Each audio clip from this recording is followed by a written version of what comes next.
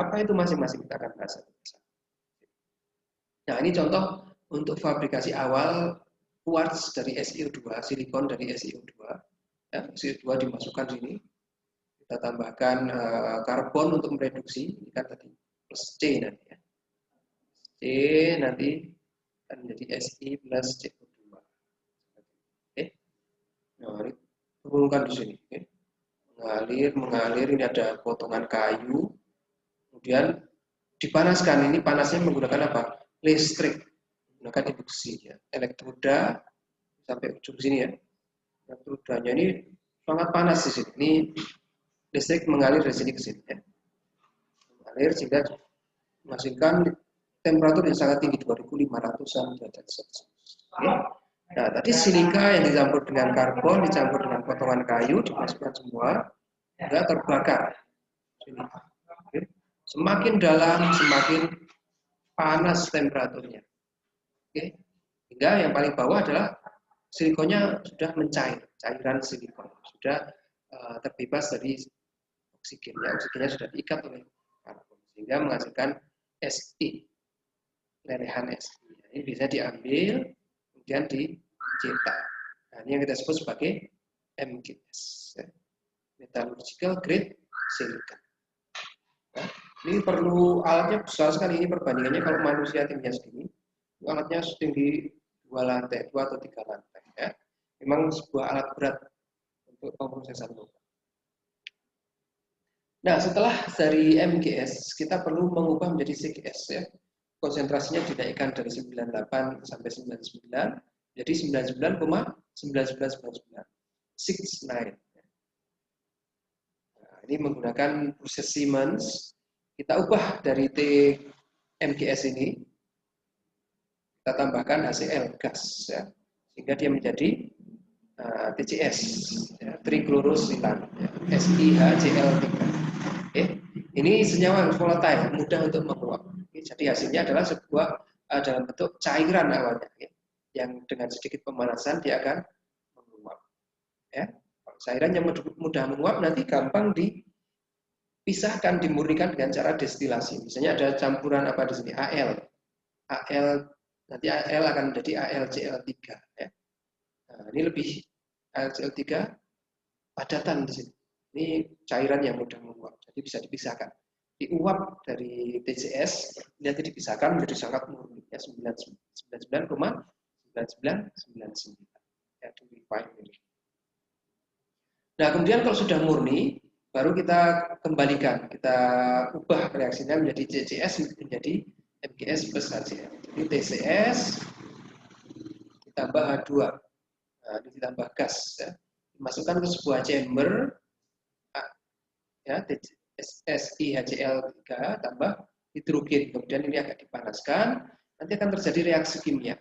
Nah, silikon-silikon ini akan menempel di sini, ini kristal, ini akan menempel ya, sampai tebal, semuanya akan ditempeli oleh silikon CGS, EGS Electronic Grade Silicon.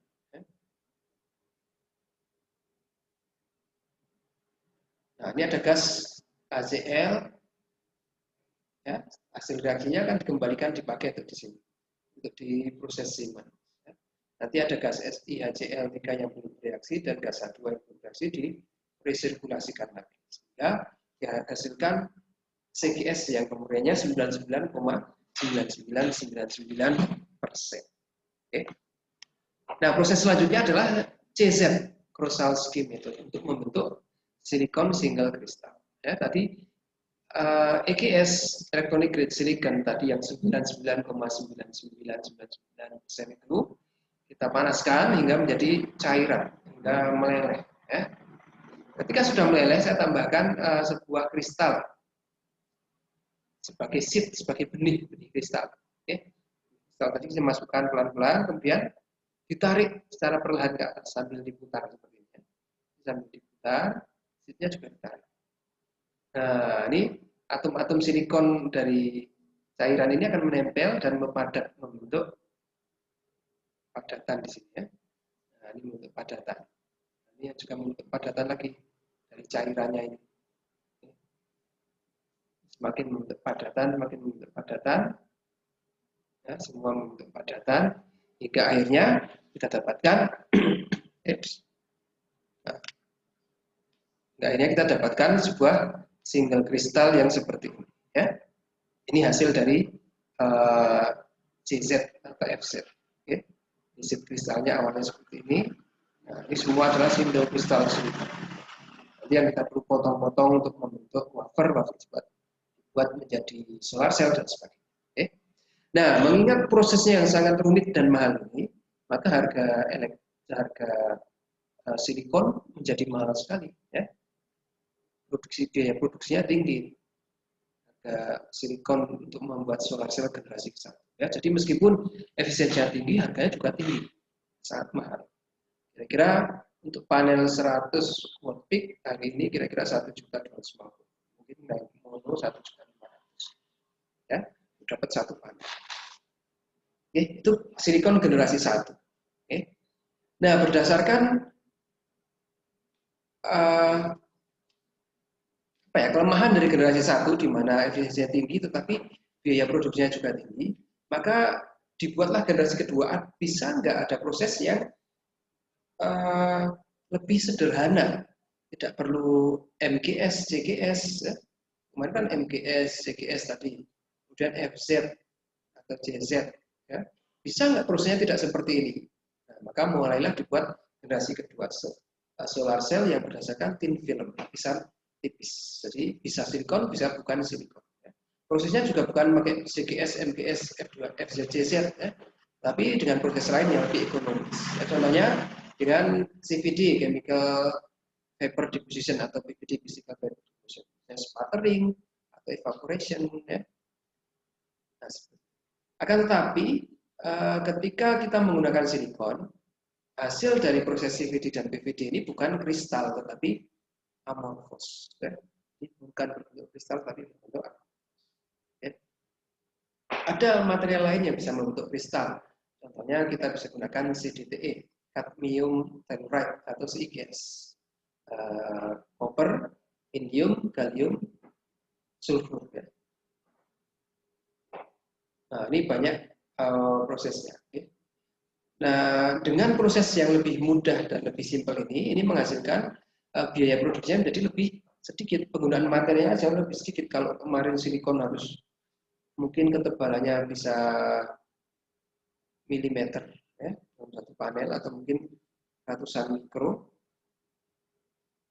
Tapi untuk thin film dia hanya perlu material sedikit saja, 1% dari material yang dibutuhkan pada generasi pertama. Okay.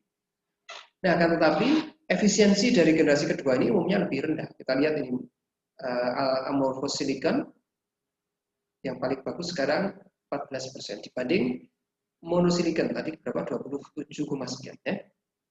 Nah, kita juga bisa menggunakan material lain, bisa mendapat efisiensi yang setingkat kira-kira CDTE 22,1%. Tetapi beberapa material ini ditemukan beracun, ya. Cadmium telluride ini beracun, toksik, dan juga jumlahnya sedikit di alam, ya, tidak seperti silikon, aluminium, oksigen, besi yang sangat melimpah. Cadmium ini jumlahnya sedikit, ya, ya. Maka dibuatlah alternatif yang lebih banyak jumlahnya, ya, CIGS, copper, indium, gallium, sulfur. Nah, saat ini efisiensinya sudah bisa mencapai 23,4%. Ini sudah mendekati polisilikon, sudah mendekati. Ini ternyata ini memerlukan kontrol yang tidak mudah karena kan sebuah campuran, ya, sebuah alloy dari Cu, indium, gallium, dan S atau Se, ya, Oke, jadi memproses keempat material itu juga bukan sesuatu yang mudah. Oke. Nah, itu generasi kedua. Nah, generasi 3 muncul dimotivasi untuk mengembangkan solar cell yang jauh lebih ekonomis, ya. Prosesnya tidak lagi PVD, CVD menggunakan material yang kompleks, harus layer per layer bagaimana, ya. Tapi ini bisa digunakan untuk solar cell yang ekonomis dengan fabrikasi yang sederhana, bahan-bahan yang mudah didapat. Oke. Ini mulai muncul ada DSSC, desensitized solar cell, ini ada organic solar cell, ada quantum dot solar cell, kemudian ada perovskite solar cell. Oke. Nah, ini yang kita sebut sebagai emerging. Kalau generasi 1 dan 2 sudah ada di market, tetapi generasi 3 masih dalam tahap riset. Masih dalam tahap penelitian dan pengembangan. Ya. Saat ini efisiensinya masih lebih rendah dari 1 dan 2, tetapi cukup promising. Oke. DSSC paling bagus sekarang 12%, organic solar cell 17%.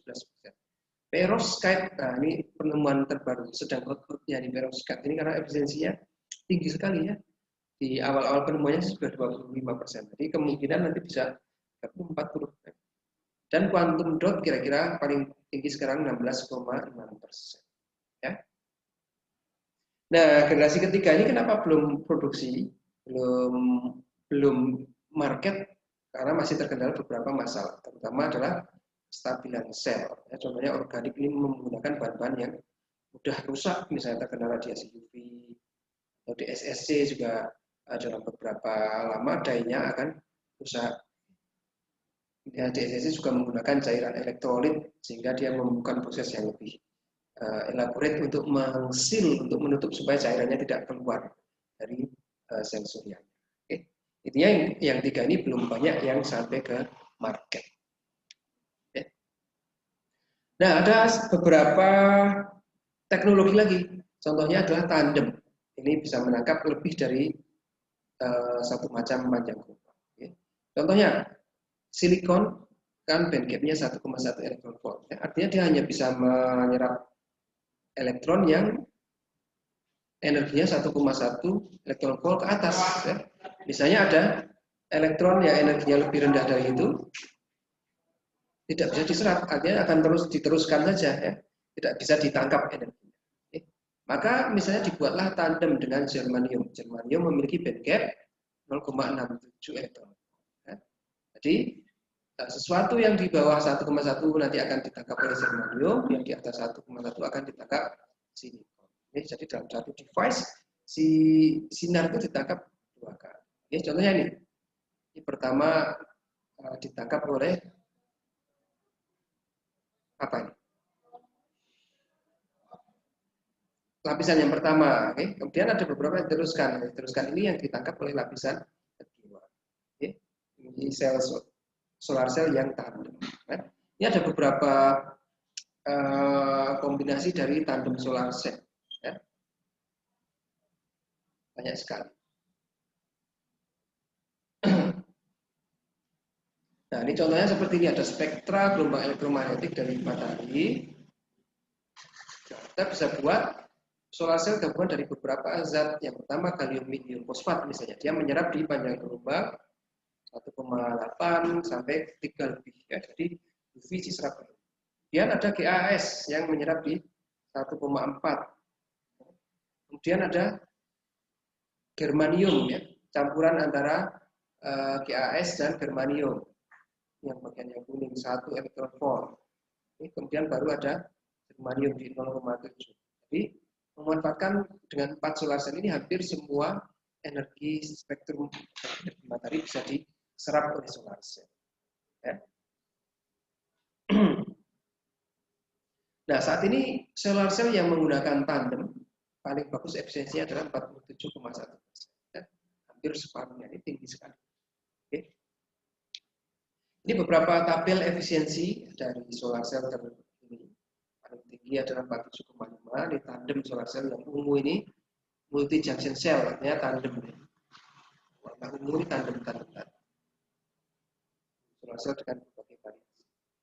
Yang warna biru ini generasi 1, generasi 2. Generasi 1. Generasi 1. Ini sekarang efisiensi terbaiknya ada di 27,4. Kemudian yang hijau ini generasi kedua. Nah, ini generasi kedua sudah mulai naik, ya. Sudah mulai menyusul ST. Efisiensinya paling bagus 22,4. Nah, yang orange ini emerging. Tadi kita sebut sebagai generasi 3, ada DSSC, ada perovskite, ya. Nah, ini yang bintang star of the day, perovskite ini perkembangannya cepat sekali. Ini baru ditemukan pertama kali, diteliti kira-kira 2012, dalam waktu yang singkat ya, 8 tahun sudah mencapai paling tinggi ini. 29, sekian. 29,1%, cepat sekali naik. Oke. Nah, oke, itu yang bisa kita sampaikan di pertemuan kedua ini. Ya, kalau ada pertanyaan nanti bisa disampaikan ke ketua kelasnya. Nanti ini juga lecture ini kita rekam dan kita upload di YouTube. Yang ingin mengulangi lagi nanti tinggal melihat. Ya, itu kita cukupkan dengan hamdalah bersama-sama. Alhamdulillahirabbil alamin. Assalamualaikum warahmatullahi wabarakatuh.